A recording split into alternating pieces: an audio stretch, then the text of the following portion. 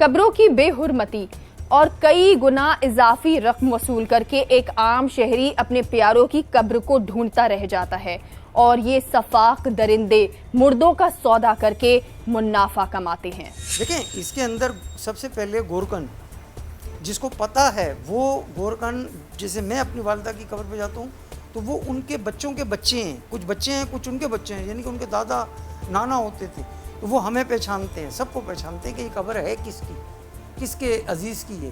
बेशक हम उन इलाकों से चले गए, कराची में आपने देखा कुछ हालात बीच में जब सियासी तौर पर ऐसे हुए, मुख्तलिफ लोग मुख्तलिफ जगहों पर शफल कर गए, तो वो गोरकन उसका ज़िम्मेदार है, उसको पता है कि ये कब्र है और किसकी है, ये भी तकरीबन उनको पता होता है। इसी तरीके से जिसने ठेका लिया है और ठेका जो है उसको मेट्रोपॉलिटन कॉरपोरेशन के एमसी ने दिया है वो, और जो उसके अफसरान हैं उनके ख़िलाफ़ जो है बिल्कुल केस रजिस्टर होता है कि जी इन्होंने जो है कब्र की बेहुरमती कीएगी, उस जगह के ऊपर लैंड ग्रैबिंग कीएगी, ठीक है ना जी।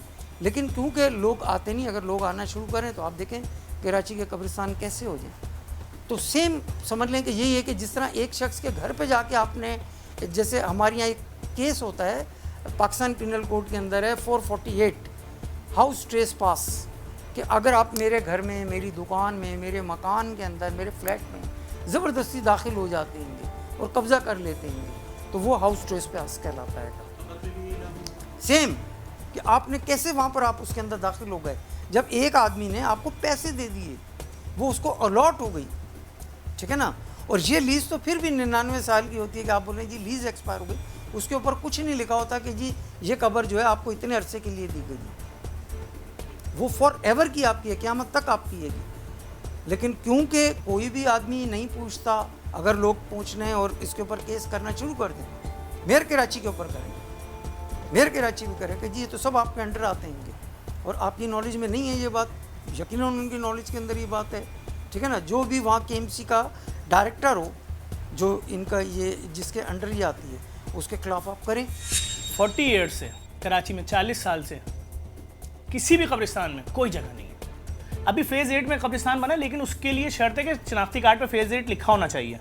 तो ये तो हुकूमत को देखना है कि भाई ये क्यों नहीं बन पा रहे मस्जिद कब्रिस्तान। क्या कराची शहर को, जिसकी आबादी 5.5 करोड़ से ज़्यादा है, उस शहर के लिए किसी नए कब्रिस्तान का ना होना, या अगर कोई लोग रुकावट बन रहे हैं वो किसी इदारे के अंदर हैं, कौन लोग हैं, क्यों नहीं सिस्टम को बढ़ने दे रहे हैं, क्या मामलात हैं, वो तो हुकूमत इसको चीज़ों को देखेगी। हम तो एक समाजी इदारा है, फलाही इदारा है, हमने देखा कि लोग रुसवा हो रहे हैं, दफनाने के लिए जगह नहीं है। अगर कोई वाक़या हो जाता है, कोई बीमारी, कोई आफत आ जाती है, कोविड आ जाता है, तो भाई लोगों को क्रेनों से ले के फेंका जा रहा है गड्ढों में। तो मतलब ये सब चीज़ें इस चीज़ की तरफ निशानदेही है ना कि जगह ही नहीं है दफनाने की, कि आफत में भी जगह नहीं है तो नॉर्मल ज़िंदगी में कहाँ से जगह आएगी। शहर कराची में 25 टाउन है, उसमें से हमारे पास 9 टाउन हैं जमात इस्लामी के पास, 87 यूसी हमारे पास हैं। ये कब्रिस्तान हमारा डोमेन नहीं है टाउन का, इसलिए ना कराची सेवरेज बोर्ड जो है, Karachi water and sewerage board, उसके काम हमारे ज़िम्मे हैं। हमारे पास महदूद फंड है, उसमें हम गटर के ढकने लगा रहे हैं, उसमें हम अपने बसात के मुताबिक अपना काम कर रहे हैं। कब्रिस्तान की सफाई के लिहाज से तो तवज्जो है, लेकिन चूँकि इसकी सरपरस्ती KMC की तरफ से हो रही है, वो माफिया एक मजबूत ना। ये तो ऐसे है कि जैसे पूरी एक इंसान की आपने बेइज्जती कीएगी, ठीक है ना जी। डेफिमेशन है, बिल्कुल डेफिमेशन है कि जिस तरीके से डेफिमेशन सेक्शन 500 के ऊपर होती है कि अगर आप मेरी बेइज्जती करें, ठीक है ना जी, मेरी इज़्ज़त नफ्स को आप ख़राब करें तो सेक्शन 500 के तहत आपके ऊपर कैसे रजिस्टर होता है, सेम ये उसके ऊपर है। और यहाँ इंसान के ऊपर तो समझ लें फिर भी कम लागू होती है कि वो तो एक ऐसी चीज़ है कि जिस आदमी की आपने बेइज्जती की है वो अब आपको माफ़ भी नहीं कर सकता, लेकिन आपने ये ऑफेंस उसके साथ कमिट किया है। और अगर उनके घर वाले चाहें तो इन ऑफेंसेस के अलावा उनसे डैमेजेस भी कॉल कर सकते हैं, क्योंकि ये एक कानून में होते हैं 2 किस्म के लॉस, एक होता है रिपेरेबल लॉस और एक होता है इरिपेरेबल लॉस। रिपेरेबल लॉस ये है कि आपकी ये घड़ी है, मैंने तोड़ दी, आपने बोला सर मैंने आपको कहा कि यार मैं आपको दूसरी घड़ी लेके देता हूँ या इसके पैसे दे देता हूँ, तो ये रिपेरेबल लॉस है। लेकिन अगर मैंने आपकी इज़्ज़त नफ्स ख़राब कर दी सबके सामने, तो फिर वो चीज़ वापस नहीं आ सकती, वो इरिपेरेबल लॉस है। किसी की चादर, चार दीवारी का आपने तकद्दुस पामाल किया है, लेकिन आपको ये पता भी नहीं कि ये किसी खातून की है और वो जनाब किसी मर्द की है, ये किसकी है,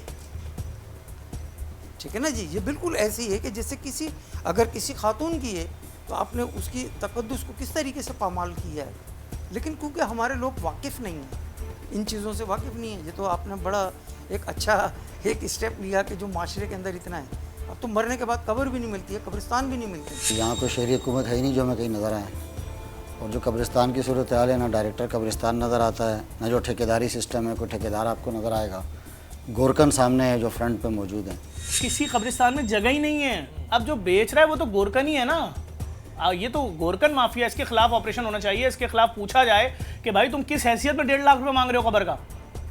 تم سے ہم کسی سوسائٹی میں پلاٹ لے رہے ہیں, کون لوگ اس میں انوالو ہیں, ان کے خلاف انکوائری ہونی چاہیے, ان کے خلاف کمیشن بیٹھے, گرفتار ہوں. مطلب یہ تو ایک انتہائی ہو گئی نا کہ ایک گورکن آ کے وہ کہہ رہا ہے جی وہ فیصلہ کر رہا ہے کہ جی وہ نہیں جی یہ اتنے کی ہے, وہ اتنے کی, اتنے کی. اور لوگ بیچارے مجبور ہوتے ہیں, وہ کہتے ہیں ہم کیا ذلت خاندان والے کھڑے میں, میت ہو گئی ہے, صبح دفنانا ہے, ظہر کے بعد جنازہ ہے, مغرب کے بعد ہے. تو اس سسٹم کو تو ریاست دیکھے گی نا. اگر ہمارے ہاتھ میں ہوتی تو بہت کچھ ہو سکتا تھا. اس لیے کہ اس شہر کو نیا قبرستان جو بڑے پیمانے پر ملا وہ عبدالستار افغانی صاحب نے دیا ضلع غربی کے لیے, جہاں سے انہوں نے پانی لایا اس ضلع کے لیے. ہب ڈیم کا K2 کا منصوبہ تھا, تو وہیں سے ہمیں یہ قبرستان بھی انہوں نے دیا. اس کے بعد بھی جو کمیونٹیز کو مختلف کو ملا ہے, عبدالستار افغانی کے بعد ایک بھی قبرستان کی جگہ کسی کو الاٹ نہیں ہوئی ہے. اگر ہمارے پاس اس وقت شہری حکومت ہوتی اور ہم سے اس شہر کی میئرشپ کا قبضہ نہیں کیا ہوتا تو امید ہے کہ انشاءاللہ اس مافیا پہ ہاتھ ڈالتے. بہت سارا اس ملک میں بلکہ شہر میں جو سسٹم کام کر رہا ہے, حافظ صاحب کہتے ہیں اس سسٹم ہی کی وجہ سے تو ہمیں نہیں آنے دیا گیا. ہم آتے تو سسٹم میں یہ بھی شامل ہے, جو جینے والوں کو پریشان کر رہے ہیں وہ مرنے والوں کو بھی پریشان کر رہے ہیں. تو ان سب کے خلاف کارروائی ہوتی ہے.